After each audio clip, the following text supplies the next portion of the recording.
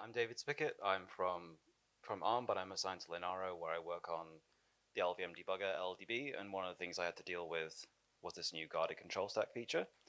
That's what we're going to talk about today.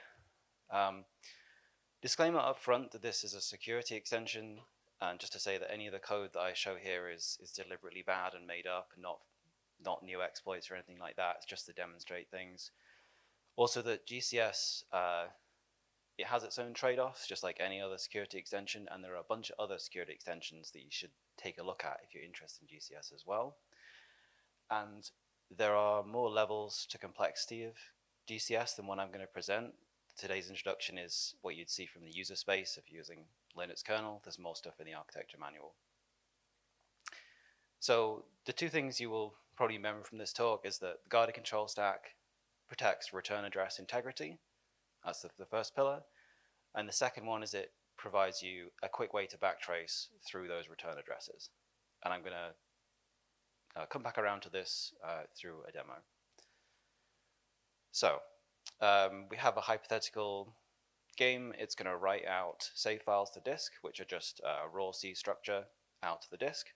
There's a bunch of issues with that. You might want to check Summit, you might want to check string handling, things like that. We're actually going to look at a different issue today that could lead to an exploit. This is how we're going to load the file. Save underscore file is a path on the disk. Save file pointer dest is a pre-allocated structure, and then we're going to fread into that structure with a semi-deliberate mistake that we'll get onto in a minute. But despite that mistake, if you make a save file, just manually make a structure with bytes and load it into the game, you'll see it prints out my name and the number of coins. And for as long as you have one save file in that binary file, it works. But hopefully you've got code reviewers that are going to look at this and say, why do we not check that fread doesn't fail or doesn't return a small number of bytes? But more importantly, why do we load two save files, not one? And the flip side of this is attackers are going to find this stuff too, but they're obviously not going to say anything. Instead, they're going to try and do something with it. So if we make our binary file on disk two save files, the first one's the legitimate one, and then the second one is for Dr. Evil, who has a very specific number of coins, and then we load that into the game, we execute some secret function. So this might, lead to spamming multiplayer servers or unlocking things you're supposed to pay for, that sort of thing. So this is a fairly simple example that will actually be stopped by Stack Protector or ASLR, but just as a demonstration, and just imagine, committed attackers would find ways around that and wrap that around this. The point being that this is corruption of the return address that could lead to something bigger. And just to illustrate how that works, the first save file goes to that pre-allocated structure. The second one then gets written over one of the caller stack frames, and that last number overwrites the stored link register that's on the stack, which is what we try to return to. So the legitimate call stack that you see first, it goes from readname 3 to readname 2, and I've added some dummy functions here just so we actually had a call stack. And then afterwards, after we've done the fread, you're going from readname 3 back to secret function, which obviously we shouldn't be doing. And the reason that happens is because we see the save file structure allocated in readname 4's stack frame. The stack goes down, but writes go up on this diagram. So we write one save file, a second save file, and at the end we have the return address. So obviously you could overwrite other stuff than the return address. Any other data that's on the stack. But for GCS, the most relevant is the return address because it could be the start of what we call return-oriented programming. And this is not a tutorial on how to do return-oriented programming because GCS stops it. But just briefly, the idea is that you corrupt a return address and then you arrange for the program to return to what's called a gadget, which is a short sequence of instructions that does something useful for you. So store a register to the stack or set a register to a certain value, and then that snippet ends itself with another control flow instruction, probably a return. So you arrange this chain of returns, and you can effectively build a program out of a program, out of bits of the program. So you don't have to JIT, you don't have to get executable memory because you're reusing the program itself. But the point of all that is, to start that, you have to corrupt the return address once to start your chain. So before I get into GCS, there's a whole load of different things that you could do to stop things like this. So keep those in mind as you're looking at GCS and thinking whether it's suitable for your use cases. So the architectural feature we added is the guarded control stack for GCS. It's optional from 9.3, and it's a hardware implementation of the shadow stack idea. So you have a normal stack and a copy of the stack, which in our case is a subset of the real stack, and that shadow stack is protected, so you can only interact with it in certain ways. So in addition to putting the return address in the link register or storing it to the stack, we also put it on the control stack, and then we have a separate stack pointer that points into the control stack, as well as the normal stack pointer, which points to the normal stack. So if you call a function, you're pushing a return address that you're going to return back to, and if you're returning, you're popping a return address from the guarded control stack, which all seems pretty straightforward. That's how stacks work. The new thing that GCS adds is a check when you do the return that the value you have popped and you're about to return to is equal to what's in the link register that would be used by the ret instruction. And in that way, if you've corrupted the return address, we know we need to stop execution.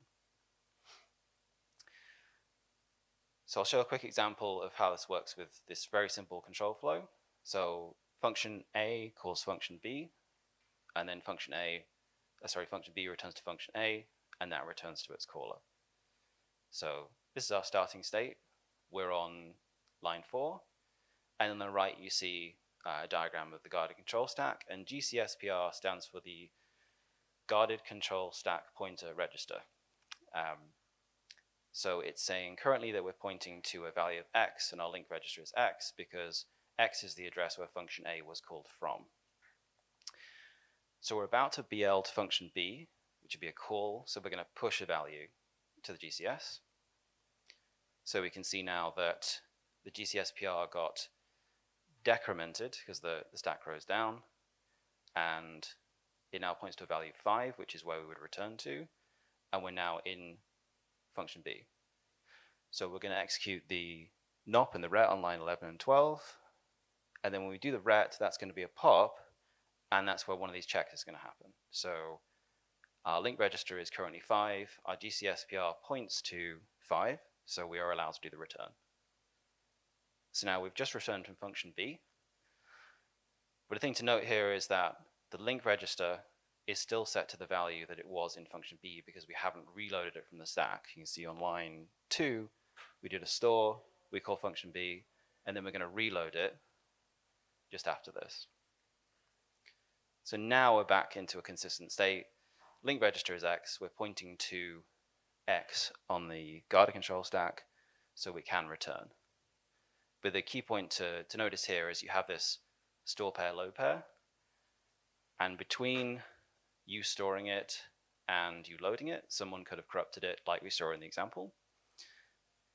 And this is what that would look like. So if we were to load the value Y instead of X, link register is not equal to the GCSPR value, so we get a fault, you can't return. So that's how GCS works on a very simple level. Let's put that back into the example and see it prevent the exploit and see if we can debug it from there. So a quick mechanical note about enabling GCS is that when you, at least with the Linux kernel, when you enable GCS, you'll get this initial state where the stack pointer is at the very top of the stack, and there is this token value of 0, which indicates the top of the stack. So if you were to execute a ret from this point, you can't, well, you can pop something, I suppose, but you'll put the GCSPR into an invalid location, and also you're popping 0, so unless you're returning to 0, it's never going to work. But one of the things we do allow you to do in certain situations is push specific addresses if you need to. And that's what I'm going to do here. So normally your C library would enable GCS for you. Because I was hacking this together before glibc support was working, I did this just in my main function in my demo.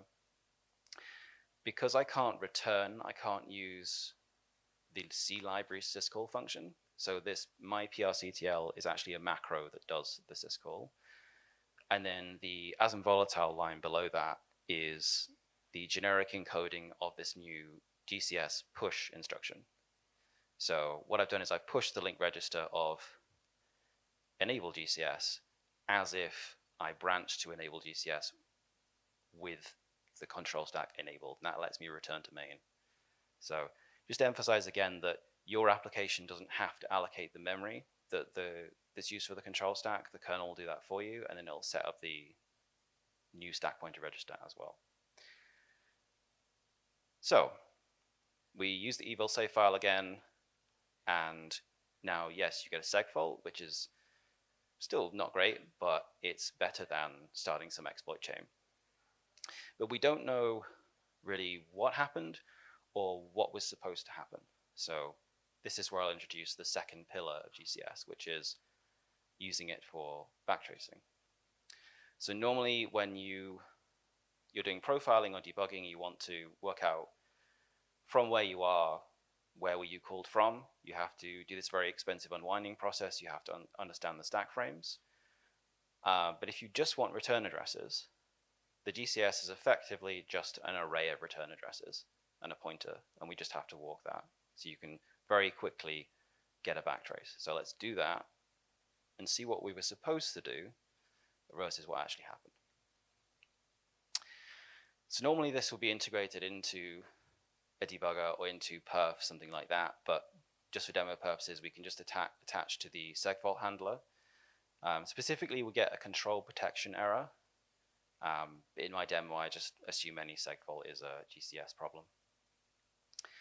And then we can write a very simple loop to walk the GCS. So EL0 is allowed to read the guarded control stack pointer, but not to write to it unless you go via ptrace and the kernel does it for you. So we'll read it, and then the stack grows down. So we're going to walk up 8 bytes each time because a return address is 8 bytes. And if we hit the 0 entry, that's the entry that tells us you're at the top of the stack, you can stop walking. And for this purpose, we're just going to print out the addresses. You can obviously do whatever you want, or you could just save the whole memory allocation into some core file or whatever you want. With that installed, you run it, you get the number of coins, and then it starts to crash. So you can see our GCSPR points to some memory allocation, and then the last 2 lines are the addresses in the binary. But unfortunately, we don't know what those addresses actually are. So we can use a symbolizer tool. Alternatives exist, but I've used the LVM one. So it's pretty simple to use. You just call LVM symbolizer, give it the binary so it can look up the address. Virtual memory offset is where Linux has decided to relocate the binary to. And if you're using ASLR, that's going to be complicated to find out, but I'm sure there are ways. And then the last 3 lines are the addresses we want to give names to, basically. And this is what the backtrace looks like. This is obviously heavily modified output. It doesn't look like this on the command line, but the first entry, which is the most recent entry, is what would have been used as exit's return address. Because at the end of our handler, because we can't recover, we just call exit 1, I think. If exit would have returned, it would have used that address to return back to the signal handler. But obviously we didn't need to use it. Then we have 2 unknown entries, which are actually not part of the binary. The first one probably makes sense to you, which is the sig return address. So when you need to be able to return from a signal handler with a ret instruction. So the kernel will, on your behalf, push sig return onto the GCS so that that ret will work, and you don't have to do a special signal handler for GCS. The second one is also done by the kernel, and this is an instance of an entry on the stack not being a return address, but being a special token which has a special meaning, in this case specific to the Linux kernel. but it's just an arbitrary value, really, and it denotes the boundary between the program running that generated the signal, and then everything after the token, or above the token, is the program handling the signal. And then from there, we can see read name 2, read name, and main that came from the binary. And the thing to note here is that you're looking at what we should have done, as in we should have gone back to read name 2 and then rename the main, but of course we didn't because we tried to corrupt the return address. So I'm not going to go too much into how we're going to deploy GCS because my ARM colleague Steve Capper did a presentation at a DevConf about this, but I'm going to give you some highlights because it might clear up some questions you have. You'll have noticed there are no new instructions in those examples. The BL and RET just interact with GCS if it's enabled. But as you saw in some situations, you might want to push values. Like, so if you've got set jump and long jump, you might have to modify those. So there is a way to say this binary is compatible or not compatible with GCS. In tandem with GCS, we also introduced an extension that lets you check for the presence of extensions at runtime. So in this case, you'd be checking, do I have GCS or not? If I do, then I might need to push some address. And the neat thing about that instruction itself is it executes as a NOP on unsupported hardware. So you set a register to 0, you run the check feat instruction. If it's still 0, either you don't have GCS or it was a NOP, but you act the same way. And at least back in October, the strategy was quite conservative. Even if you're on GCS simulation, because there's no hardware yet, and you have a glibc with GCS support and a kernel, you still have to opt in with a tunable. And there's more details in that presentation on how to do that if you want to test it. So, in conclusion, back to the two things I started with. GCS is two things. It's detecting when the expected return address has been corrupted and someone's trying to redirect control flow. And it is lightweight backtracing if you're debugging or you're profiling. And I mean, this should say the majority of code, but like, yeah, most code does not need to change. Your BLs just automatically do a push and your rets automatically do a pop. And if you're interested in GCS, for today's demo, which again is a fairly hacky way to do it, but it's the quickest way to get started. The source code is on Linara's GitLab. You can use the ARM FVP. If you do v95, you'll get GCS enabled by default. Linux kernel, you can just use the latest, but 6.13 is what you need. And if you want a fully supported debugger, LDB20 is the one you need to use. Generally, if you're looking to do more like the deployment stuff I talked about, the compilers with support for the compatibility flags is Clang 19 and 51. glibc 2.41 has full support for GCS. GDB is in progress, QEMU is planned, and as usual with these architecture presentations, hardware at some point in the future. So for today, it's the ARM Foundation platform is your choice. And that's all I have on that subject, so thank you for listening.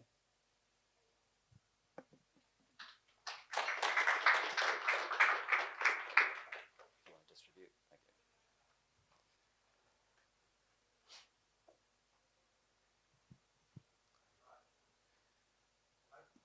So, yeah, okay. Thanks for the presentation. Explain to me, complete dummy, what this is. With GCC 15.1 in Yocto, we already ran into some issues. What's the correct fix then for the assembler file? So in Yocto, we had GCC 15.1, which by default enables this with the default flags. And that meant that the OpenSSL code had it somewhere except in the handwritten assembler code. And then in systemd world, they were checking all the linker failures. And we had a failure. And the short fix is to disable these linker warnings and ignore them. But the long-term fix, I guess, is something in OpenSSL to do something to enable this for the... So are the warnings you're seeing, that it's a warning that one object is marked compatible, another one isn't? Yeah. Yeah, so it's answered in that presentation I've linked from my colleague. I believe it's a combination of go recompile that stuff with a new compiler that will just put the flag in itself, and then if you've got custom assembler, I don't know if we have like a kind of a top tips, but basically it's going to be check feature GCS. If it's 0, do normal stuff. Otherwise, probably do a push. I don't know. Let me follow up with you and see if any projects have already done that migration, and we can just show you what they've done. Yeah, in Yocto we cross-compile everything from scratch with GCC 15, and we ran into this issue. So yeah, but thanks. Hi, thank you for your presentation. It was great. Are you is kernel GCS also planned or implemented, or what's the the roadmap for kernel GCS? The person who would know is not in the room. Okay. You mean in kernel GCS to protect the kernel stacks. Yeah, I don't think it's implemented, and I don't know the plans, but Mark Rutland, I think, would be the person to talk to. Oh, yeah, okay. Yeah, I know him. Okay. Yeah. Thank you.